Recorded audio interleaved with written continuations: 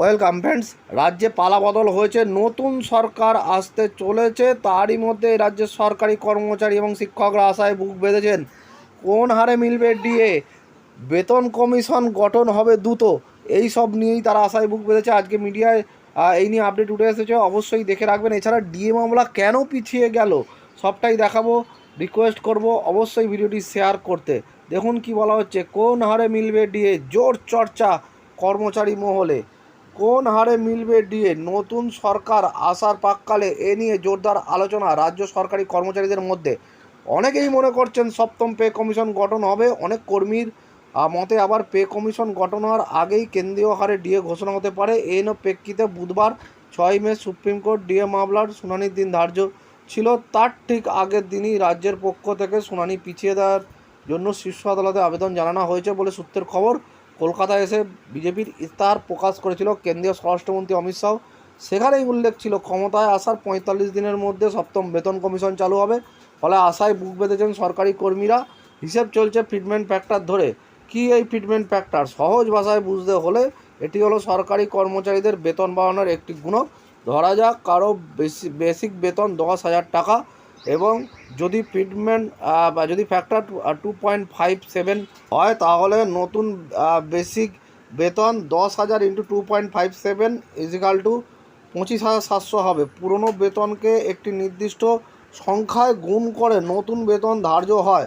Pay commission যখন বেতন বাড়ায় তখন সব কর্মচারীর বেতন একসঙ্গে আপডেট করতে হয়। সহজভাবে হিসাব করার জন্য এই ফ্যাক্টর ব্যবহার করা হয়। অল ইন্ডিয়া কনজিউমার প্রাইস ইন্ডেক্সের উপর ভিত্তি করে এই গুণক ঠিক হয়। তবে সরকারি আধিকারিকদের একটা বড় অংশের মত, 4% ডিএ নিয়ে প্রশ্ন রয়েছে। চলতি বছরে অন্তর্বর্তী বাজেটে 4% হারে ডিএ বৃদ্ধি ঘোষণা করেছে রাজ্য সরকার। 1 এপ্রিল থেকে 4% হারে ডিএ বাড়ার কথা রাজ্য সরকারি কর্মচারীদের, তবে তা নিয়ে এখনও অর্ডার হয়নি।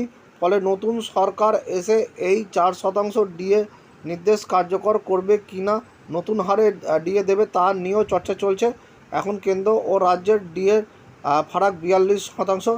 সরকারি কর্মচারী পরিষদের সভাপতি দেবাশিস শীল বলেন, বিজেপি শাসিত রাজ্যে ডিএ নিয়ে কোথাও আন্দোলন হয়নি। ত্রিপুরা সরকার সবচেয়ে কম 41% ডিএ দেয়। নতুন সরকার ডিএ নিয়ে যে প্রতিশ্রুতি দিয়েছে সেটা রাখবে বলেই আমাদের বিশ্বাস। তার সবচেয়ে বড় প্রমাণ হলো মঙ্গলবার ডিএ মামলার 3 সপ্তাহের জন্য মামলার শুনানি স্থগিত রাখার আর্জি জানানো হয়েছে। অন্যদিকে পশ্চিমবঙ্গ রাজ্য সরকারি কর্মচারী ফেডারেশনের সাধারণ সম্পাদক মলয় মুখোপাধ্যায়ের বক্তব্য, রাজ্য সরকারের advocate on record Kunal Mimani supreme কোর্টের রেজিস্ট্রারের কাছে একটি বিশেষ আর্জি পাঠিয়েছেন মামলাটি 3 সপ্তাহ পিছিয়ে দেওয়ার জন্য। এর আগে মমতা বন্দ্যোপাধ্যায়ও অনেক প্রতিশ্রুতি দিয়েছিল, তা পূরণ হয়নি। তবে এবার প্রধানমন্ত্রী স্বরাষ্ট্রমন্ত্রী বেতন কমিশন ডিএ নিয়ে আশ্বাস দিয়েছেন। কর্মচারী সমাজও তাদের উপর বিশ্বাস রাখছে। পাশাপাশি বকেয়া ডিএ যা কোর্টের নির্দেশে রাজ্যের দেওয়ার কথা, তা সরকারি কর্মী এবং পেনশনারদের একটা বড় অংশ এখনও পাননি। আবার অনেকের মতে কৌশলে তৃণমূল সরকার অধিকাংশ ক্ষেত্রে সেই টাকা সরাসরি অ্যাকাউন্টেও দেয়নি। ফলে তা নিয়ে অনেকের মনেই প্রশ্ন রয়েছে, আদৌ টাকা মিলবে তো? দেবাশিসের মতে এই সব টাকাই নতুন সরকার দেবে। তাহলে দেখছেন কতগুলি আপডেট রয়েছে আপনাদের নতুন সরকারের কাছে।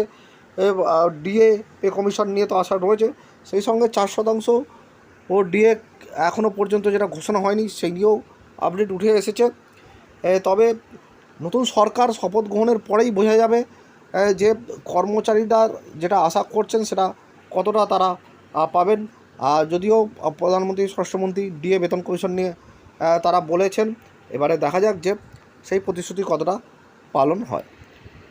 ধন্যবাদ।